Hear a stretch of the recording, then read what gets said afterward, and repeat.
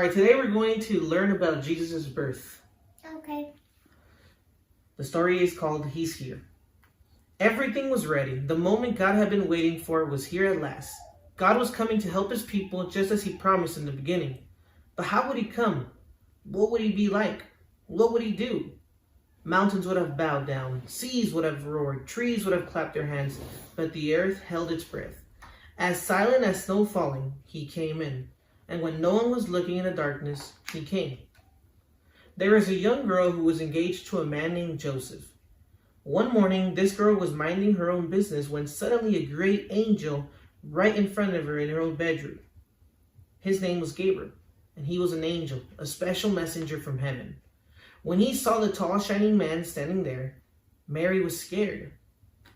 He said, "You don't need to be afraid. God is very happy with you."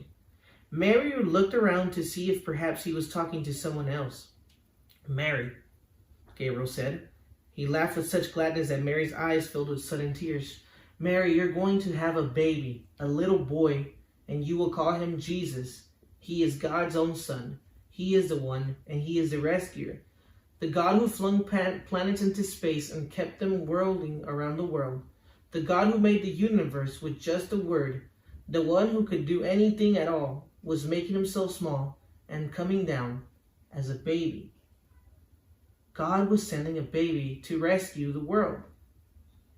Mary said, "It's too wonderful," and felt her heart beating hard. How can this be true? Is anything too wonderful for God? So Mary trusted God more than what her eyes could see, and she believed, "I am God's servant. Whatever God says, I will do." Sure enough, it was just as the angel had said. 9 months later, Mary was almost ready to have her baby. Now Mary and Joseph had taken a trip to Bethlehem, the town King David was from. When they reached a little town, they found every room was full. Every bed was taken. "Go away," the people and the innkeepers would tell them. "There's not a place for you." Where would they stay? Soon Mary's baby would come. They couldn't find anywhere except an old tumble-down stable. So they stayed where the cows and the donkeys and the horses stayed.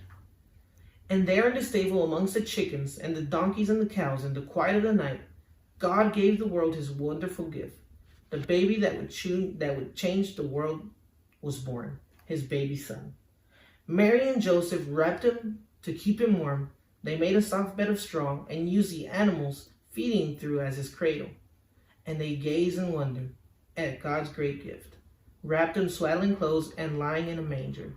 Mary and Joseph named him Jesus, quote unquote Emmanuel, which means God has come to live with us, because of course he had. Merry Christmas to all of you.